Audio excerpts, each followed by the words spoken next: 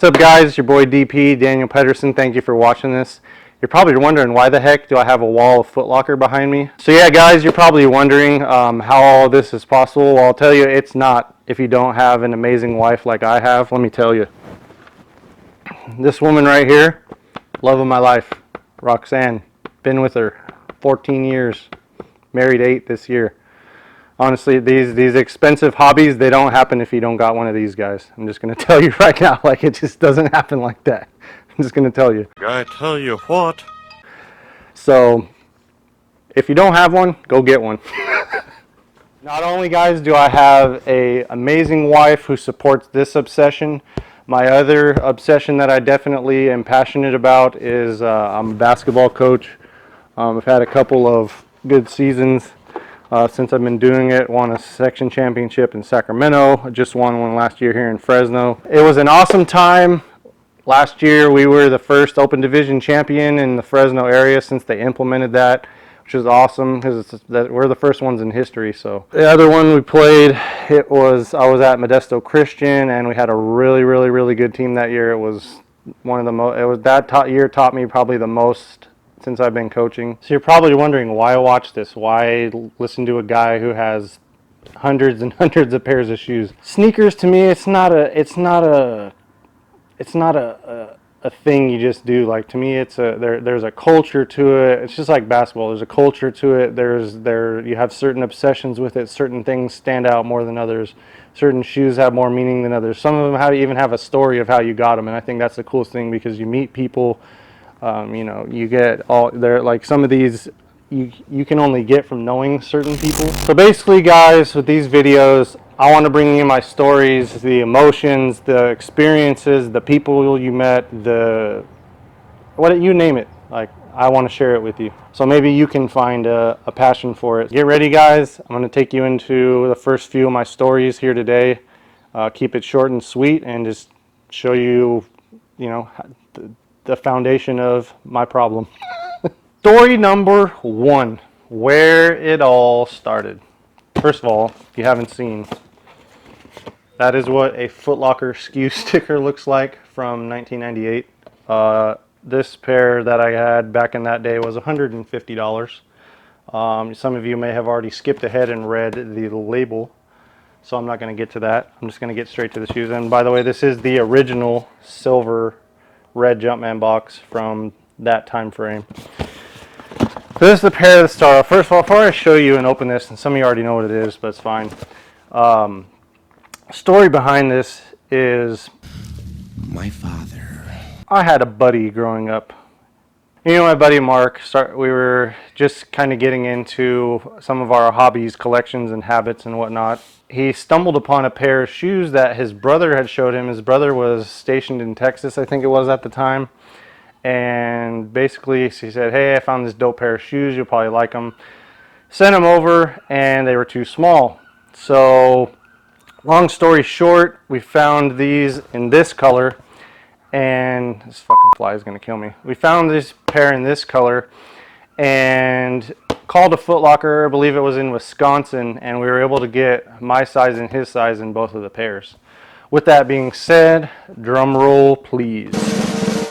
Original 1998 Air Jordan 13 black and red. You can tell by the age and the wear.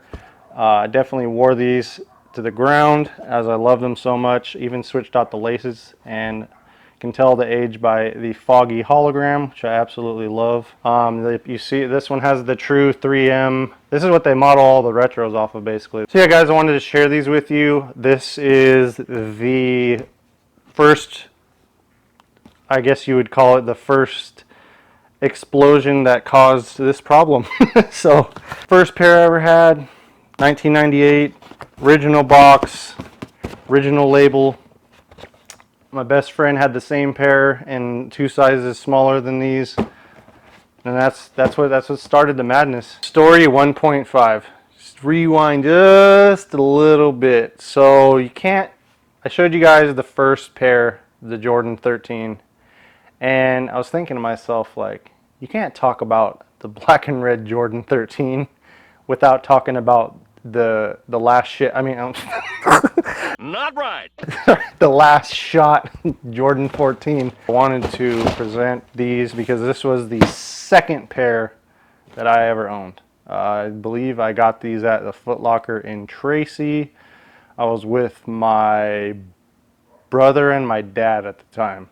That's accurate. Called them, told me they had them, went to go pick them up. I think I was the first person to actually buy them because original Jordans, guys, they're coveted now. People pay up the nose for them. Not necessarily 14s, but like originals, like 4s, 12s, 1s even. I know original ones go for buku bucks, but these literally sat on shelves back in the day. So anyway, with all that being said, drum roll please. The Jordan 14 last shot, not the ladder. Obviously it has the hues. This was the pair he wore against Utah. He hit the shot against Brian Russell. They were in Utah too. It was probably one of the most iconic daggers in NBA history. It's one of my favorite memories of Jordan. A lot of people would say, you know, he should have left it at that. He shouldn't have played for the Wizards for 2 years or whatever. But let the man know if you love basketball and you want to play another 2 or 3 years and you still got it in the tank, go play. Last shots, love the details on them. Jordan on the tongue, 23 Jumpman on the back. Got the XIV hues on the tongue. This particular pair, this is the one that came out 2 years ago. These actually have the same details that the pair in 1999 had. And because the only difference is they changed the material on the inside here, but the materials, the details, the teeth, hell, almost the smell too. These smell like the original leather of a 14. If you're an original Jordan head, you know what that smell is. The leather on that is very, very similar to what you smell with this one too, which I know that's a weird thing.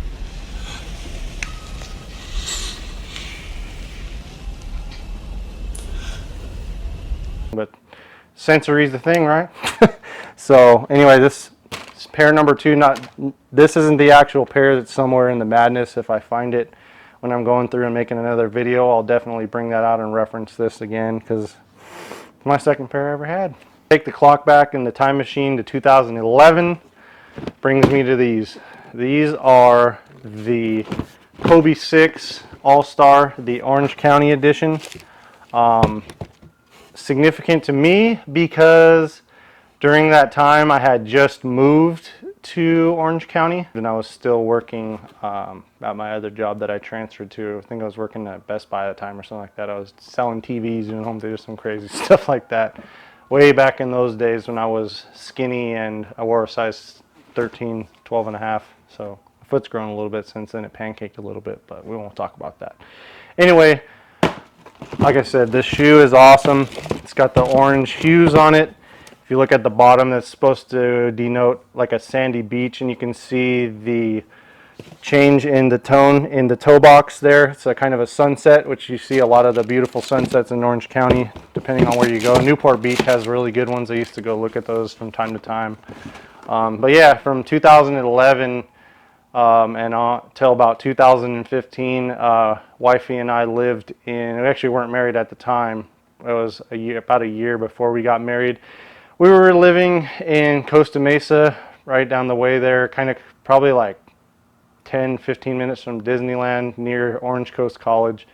Anyway, long story short, 4 great years there. My wife and I actually got married in Orange County in Aliso Viejo, so that's why these hold a lot of significance in that regard as well. Just a lot of sentiments to this shoe. It's a Kobe. I wanted to pay respect to Kobe because obviously he unfortunately passed away this year. So anyway, I hope this story was cool to you guys. It means a lot to me. It has a lot of significance in my life, and I got a lot of respect for Kobe, obviously. He's one of the best basketball players to ever play in the league. So, and I love basketball. You guys know that. So, thank you for watching this. I hope you guys enjoyed my stories. Many more to come. Let me know in the comments what you thought. I know this is kind of my first go around, so a little bit of this, a little bit of that. You know, obviously, camera guy is going to edit out some of the stuff that I didn't do so well, but for a first go around, I'd say it was, if I had to grade myself, probably like a C plus, B minus somewhere, and you know, who's counting. Anyway, thank you for watching. God bless you guys. Hope to see you on the next one. This is DP out.